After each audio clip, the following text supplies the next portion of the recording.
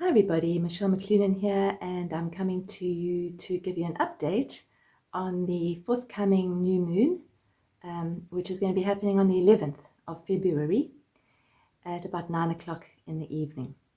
So as we close into that new moon, we're actually ending a cycle, ending the lunar cycle, which means that the moon is waning in its final stages of its waning cycle, which is always a really good time to clear out, to release, to let go, to sort of weed the fields, if you like, before the next lunar cycle starts, which is just after new moon. So every month we have this cycle of releasing, letting go, and we start a new cycle just after new moon. So new moons are always a time to plant our seeds, to plant new seeds. But in order to plant new seeds, we've got to make sure that the ground is fertile and ready and isn't covered in weeds. So between now and then, it's a good time to clear cupboards, to maybe do a little bit of a detox in your body, in your home, in your office, in your computer. Really clear out. Look at the patterns of behavior that you might need to let go of or might want to let go of. We have Mercury retrograde right now, and it's very much caught up with this new moon. It's also in Aquarius, and Mercury retrograde is always a chance to review, re-look at, let go. So this is a really strong time to do that just before new moon, always. And the new moon happens obviously on the 11th, and that's the time where we plant new seeds. So this one is in Aquarius, which basically means that the sun and the moon are together at the same degree in the same sign. Aquarius is a fixed sign. It's what we call a fixed air sign. And this new moon, we have no less than 6 planets in Aquarius, which is not something that happens very often. As far as I can tell, the last time that we had 6 planets in Aquarius was in 1962, which was the start of the hippie era, when everybody was running around saying we want to have peace, we want to have equality, unity. There was a lot of revolution in terms of the law and what people saw as their human rights. There were a lot of protests, and we could sort of see that as a seed point in the awakening process that we're actually dealing with now, that we're working with, that we're dancing with now. So this is basically a similar energy. So 1962, think about what was going on there. There was a lot of protest. There was a lot of protest music, Bob Dylan. There was JFK, people speaking out for the people. And Aquarius is all about the people. It's about the collective. It's about standing together as one. It's about freedom and liberation from the old order, from the top-down governments and people who kind of make the rules. So Aquarius is always associated with liberation, sometimes with revolution, sometimes with human rights issues coming up, civil rights issues coming up. It's also associated as a sign with changing our perspective, changing our paradigm. So with everything that's going on this year, without going into too much of the astrology, which is a kind of follow on from last year we were busy getting rid of the old, breaking down the old, reassessing what no longer worked for us in terms of our structures, in terms of what's true for us, and that might have been in our physical lives or our belief systems even. What worked, what doesn't work. Those old patterns of reaction, those old patterns of beliefs, those old emotional reactions, those old addictions, anything that hasn't been working for us is basically, this is the opportunity to let go of so something new can be reborn. So this is a very profound new moon in that sense, because there's a very Aquarian influence in it. And new moon in Aquarius is always about a new vision. Aquarius is the sign of the visionary. It's the sign of someone who can step out of the box and look at something from a different perspective. Look at something in a different way with new eyes, so they get new realizations, new paradigms are formed. It's literally the energy of waking up. from possibly asleep, from possibly seeing things in a certain way, and now suddenly something gets disclosed and you start to see things in a different way. So that's what a paradigm shift is. It's a shift in consciousness. And that's what this new moon is very much about. So this new moon, we have, as I say, 6 planets there. We've got the sun and the moon. Right next to that, we've got Mercury, which is the planet of the mind, the planet of communication, how we communicate, what we communicate, how we share information, what we listen to, what we watch. It is also connected with our viewpoints about the world, about each other, about ourselves, how we communicate with ourselves, that voice in the head, how we communicate with others. And so with Mercury being retrograde, it's about asking, how do I communicate with myself? How do I communicate with others? What's the information that's coming in on a daily basis? And is that serving me? So what am I listening to? What am I feeding myself on a daily basis in terms of information? Aquarius is an air sign. It's about information. So what am I feeding myself? Is that raising my vibration, or is it reducing my vibration? Aquarius is also about vibration, about frequency.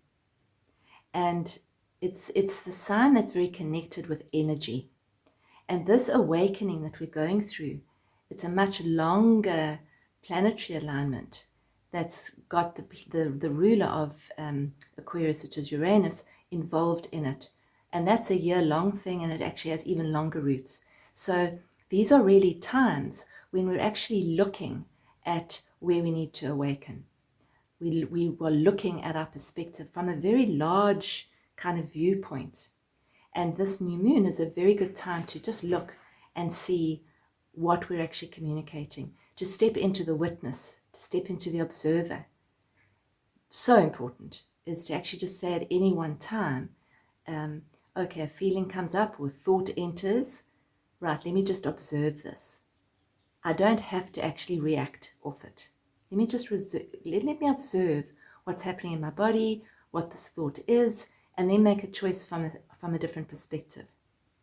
So the word detachment is often very associated with Aquarius as well. It's what we call a fixed air sign. It's the sign that can actually separate your thoughts from who you are, because your thoughts aren't who you are, but we often think they are. So it's to actually be able to stop for a second and say, okay, there's a thought that's actually come in. Bring yourself back to your breath, soften your body, and ask if that thought is true, and whether you actually need to react or respond, and how you can respond in a more conscious way. So that's really, really beautiful, and that's definitely a theme for the month ahead from the 11th onwards. The other thing that's happening at the moment is we've still got a few squares, which means that there's a planetary energy here and there's a planetary energy here and there's a square between them, which is a kind of a conflict. So there's still a lot of the same thing that I've spoken about, which is the old versus the new, control versus freedom, human rights, our rights versus what's being told, that, the laws that we're actually being governed with. So that can be eruptive, and there can be clashes either globally or between ourselves and in ourselves, as well as our relationships with others.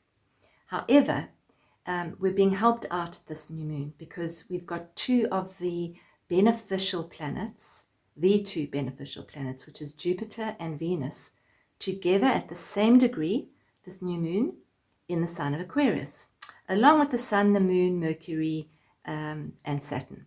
So that gives you the 6 planets in Aquarius. But Jupiter and Venus is often, if you look at the sort of the keywords associated with them, which is what we do when we're learning astrology, because it's like a language, like an energetic language, if you like. Venus is associated with love.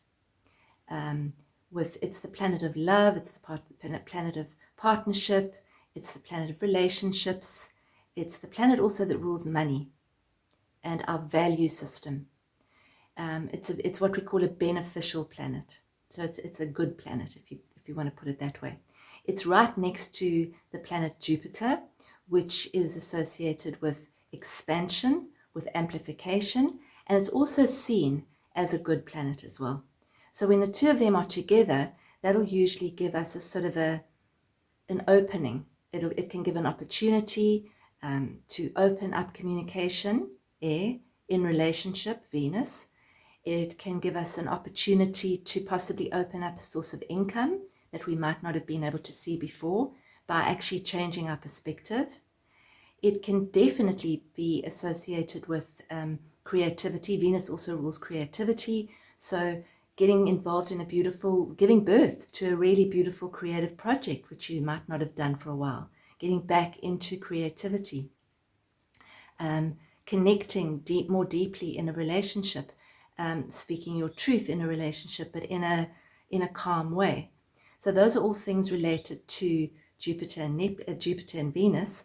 And it's sort of, for me, it sort of gives it as a beautiful flavor. It's an opening. There's a kind of an opening, an opportunity to really shift to another level this new moon. So I think that's about the biggest themes that I can see. The other thing is just to be aware of that there's a lot of fixed energy this new moon. So we've got the 6 planets in Aquarius, and we've got 2 planets in Taurus, which makes it 8 planets in fixed signs. And fixed signs are very good in terms of sustaining and enduring and putting something in play and then sticking to it. So that's what fixed energy is really about. But on the other side of it, it can be a little bit stuck. It's the main focus is air and earth. And if you think about what air and earth are together, it's kind of like a bit like a desert, a bit of a sandstorm in a desert. So what does it need? It needs water. It needs softening. It needs time out. Air is always, whenever there's a high air element amount at any one specific time, it can actually be a little bit sort of anxious, a little bit of anxiety ridden, sort of high energy, bit fidgety, bit scattered. And so think about air and think about sand and think about earth and sort of flying around. It's a little bit confusing. What needs to happen is we need to come back. So come back to the breath, come back to being, drink more water, maybe have a bath if you can, lie in a bath, have a water feature going, take time to walk along the beach if you have the opportunity of doing that, or hang out next to a water feature or a water course, a dam, a pool, something. So water is really good at diffusing this fixed energy and softening things so that we can actually plant those new seeds in some nice fertile soil. So I would suggest that you do that and get out into the fresh air. We don't have much fire. In fact, there's no fire around at this new moon. So fire is activated by being outside in the sunshine, which is also good for vitamin D, which is really good for fighting any illnesses. So spend some time out in the sunshine every day. And it also, exercise activates fire. So if you're feeling a little bit static and a bit heavy, get outside if you can. If you're not in a sunny place, even if you can just get out and go for a brisk walk, that would really help too. So that's about it from me. I hope this has helped you, and I'm available for sessions, for astrology sessions or coaching sessions, and you can get hold of me on the website just after this. Thank you for listening, and have a beautiful new moon. Remember to clear before new moon, and remember to plant those seeds on the night of the new moon. Beautiful, fertile new moon. Thanks, everybody.